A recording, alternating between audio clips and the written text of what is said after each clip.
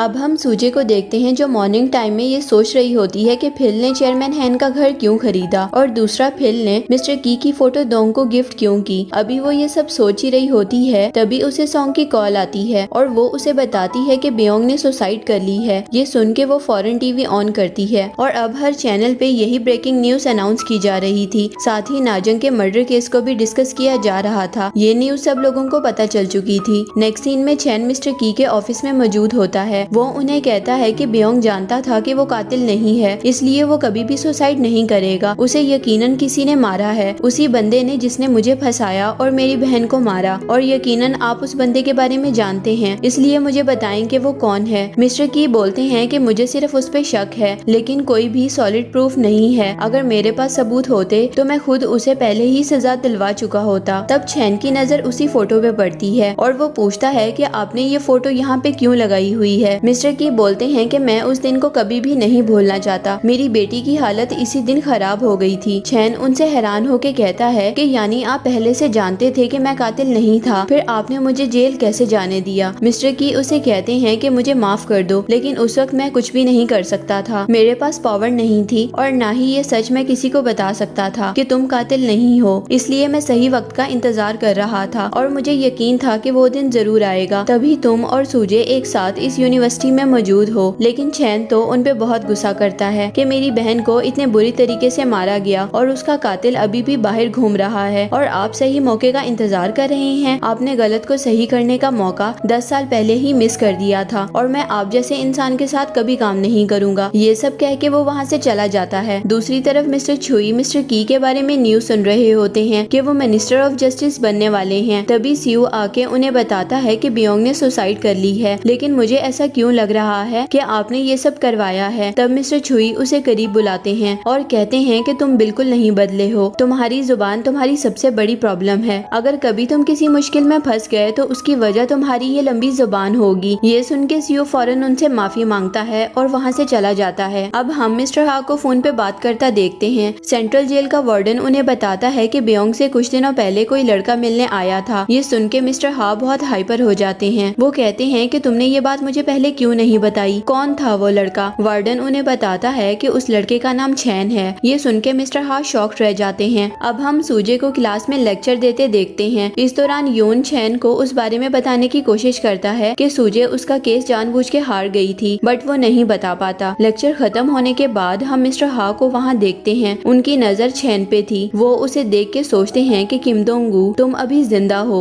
दूसरी तरफ सूजे मिस्टर की को जाके कहती है कि आप जो कुछ भी जानते हैं मुझे सब कुछ बताएं, एक बात भी मुझसे मत छुपाइएगा। ये सुन के मिस्टर की उसे कहते हैं कि क्या तुम मेरे साथ एक जगह जाना चाहोगी, और फिर वो सूजे को लेके नर्सिंग सेंटर आ जाते हैं जहाँ सूजे पहली बार इंसू को देखती है। यहाँ मिस्टर की सूजे को बताते हैं कि जिस दिन इसका एक्सीडेंट हुआ था उस दिन ये अपने फ्रेंड्स के साथ क्लब गई थी और वहाँ पे किसी ने इसकी ड्रिंक में कुछ मिला दिया था जिससे ये बेहोश हो गई थी। उस वक्त क्लब के सामने लगे हुए सीसीटीवी कैमरा सही से काम नहीं कर रहे थे और काफी सारी क्लिप्स को डिलीट भी कर दिया गया था। साथ ही वो सूजे को फोटोज दिखाते हैं और बताते हैं कि क्लब के बाहर खड़ी एक कार के डैश कैम से मुझे ये फोटोज मिल गयी। इसमें 3 लड़के मेरी बेटी को बेहोश हालत में कार में बिठा रहे थे। मैं इनके फेस उस वक्त नहीं पहचान पाया था, लेकिन मैं अपनी बेटी को जरूर पहचान गया था। इन्होंने मेरी बेटी को किडनैप किया और उसे सेक्सुअली असॉल्ट किया। बाद में इंसो किसी तरह वहाँ से भाग निकली। तभी उसकी मुलाकात उस पार्ट टाइम जॉब करने वाली लड़की से हुई थी जो कि चैन की बहन थी। उसी ने मेरी बेटी को अपनी जैकेट पहनाई क्योंकि नाजंग उसकी बुरी हालत देख चुकी थी। तभी वो 3 लड़के उसका दोबारा पीछा करने लगे और उनसे बच के भागते हुए इंसू का एक्सीडेंट हो गया। ये सब कुछ नाजंग ने देख लिया था कि वो लड़के जिनका नाम वैन, दोंग और हियोक था, उनकी वजह से इंसू का एक्सीडेंट हो गया है और अब वो तीनों नाजंग को ऐसे कैसे जाने देते। बस इसीलिए उस लड़की को भी मार दिया गया और उसके मर्डर का इल्जाम किम दोंग गू पे लगा दिया गया क्योंकि उस वक्त मिस्टर छुई चीफ प्रोसिक्यूटर थे और किम दोंग गू को ट्रैप करना उनके लिए कौन सा मुश्किल था। ये सब सुन के सूजे को यकीन ही नहीं आता। वो वॉशरूम में अपने गुस्से को कंट्रोल करने की कोशिश कर रही होती है। तभी उसे याद आता है कि मिस्टर की ने उस वक्त खुद उसे किम दोंग गू के केस से पीछे हटने का कहा था। उन्होंने ऐसा क्यों किया था? इसी सवाल का जवाब जानने के लिए वो दोबारा मिस्टर की के पास जाती है। तब तक वहाँ पे फिल भी आ चुका था। सूजे उनसे गुस्से में पूछती है कि आपने मुझे कहा था कि आप उस केस के बाद मुझे टीके लॉ फर्म में जॉब दिलवाएंगे, लेकिन जब मैं आपसे आर्ग्यू करने लगी कि मैं किम दोंग गू को इनोसेंट प्रूफ कर सकती हूँ हूँ तब आपने मेरी फैमिली को लेकर मुझे टॉर्चर किया। तब आप जानते थे कि किम दोंग गू असली कातिल नहीं है, फिर भी आपने मुझे उस केस से हार मानने का कहा। तब फिल दरमियान में बोलता है कि मिस्टर की उस वक्त पावरलेस थे, उन तीनों लड़कों के पीछे उनके पावरफुल पेरेंट्स मौजूद थे। तब हमारे पास उनके खिलाफ कोई सबूत भी नहीं था, लेकिन सूजे तो फिल को चुप करवा देती है और मिस्टर की को कहती है कि किम दोंग गू 1 साल तक जेल में सफर करता रहा और मैंने खुद को काम में बिजी कर लिया ताकि मैं उस केस को हारने का गिल्ट भुला सकूं। आपने कैसे इतने साल मुझसे ये बात छुपा के रखी और आखिर आप कैसे 10 साल से उन तीनों आदमियों के साथ फ्रेंडशिप रखे हुए हैं जिनके बच्चों ने आपकी बेटी को तकलीफ पहुंचाई। फिल बोलता है कि मैंने मिस्टर की को मना किया था कि जब तक हम सारे सबूत नहीं ढूंढ लेते तब तक हम कुछ भी नहीं करेंगे और जब तक मैं खुद इतना पावरफुल ना हो जाऊं। सूजे उसे बेयकीनी से देखती है और कहती है कि अपनी बेटी का बदला लेने के लिए आप इतने साल से इंतजार कर रहे थे और आपको उस लड़के की फिक्र नहीं है कि उसके साथ क्या हुआ।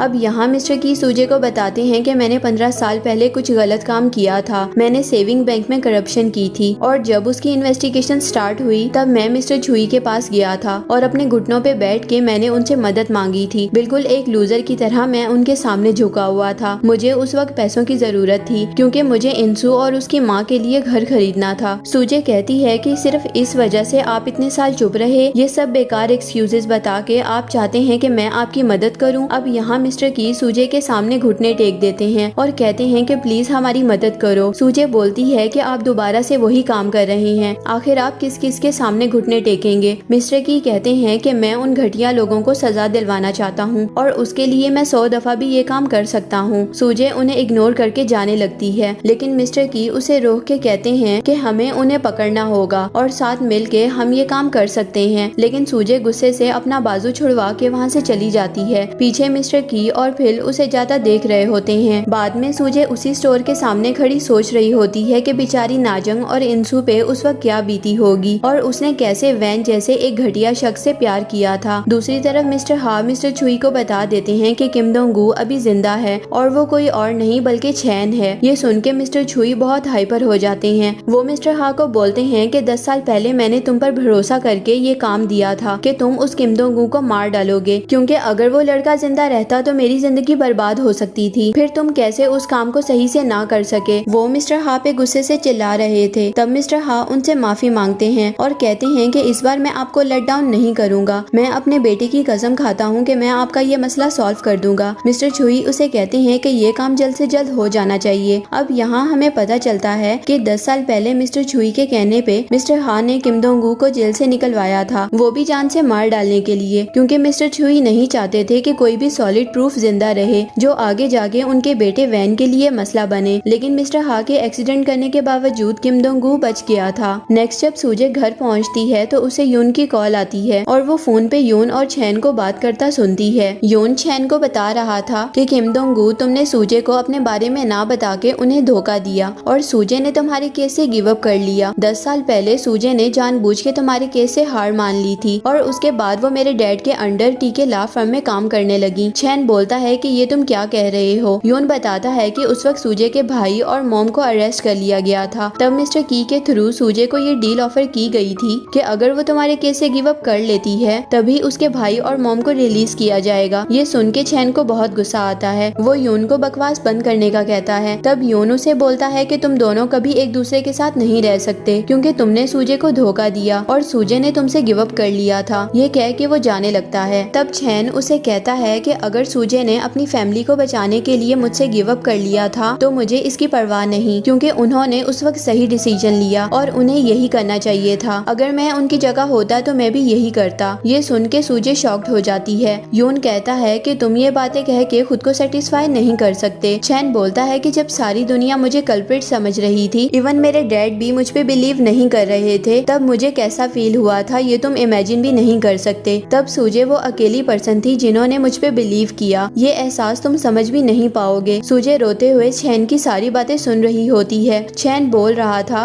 कि जब सूजे ने मुझसे कहा कि वो मुझ पे बिलीव करती है तब मुझे लगा कि मैं सांस ले सकता हूँ और जिंदा रह सकता हूँ। तुम ये सब इमेजिन नहीं कर सकते। तब यून उसे चिल्ला के बोलता है कि तुम्हें लोग इतनी आसानी से इसलिए फंसा देते हैं क्योंकि तुम उन पे जल्दी ट्रस्ट कर लेते हो। चैन उसे कहता है कि उस वक्त भी कोई एक ऐसा पर्सन जरूर होगा जो मुझ पे बिलीव करेगा और मैं बस यही चाहता हूँ। इसलिए मुझे इस बात की परवाह नहीं कि सूजे ने मुझसे गिव अप कर लिया था। उसकी बातें सुन के सूजे रोने लग जाती है और फोन बंद कर देती है और यहीं इस एपिसोड की एक्सप्लेनेशन खत्म हो जाती है। मिलते हैं नेक्स्ट वीडियो में, अपना ख्याल रखिएगा, गुड बाय।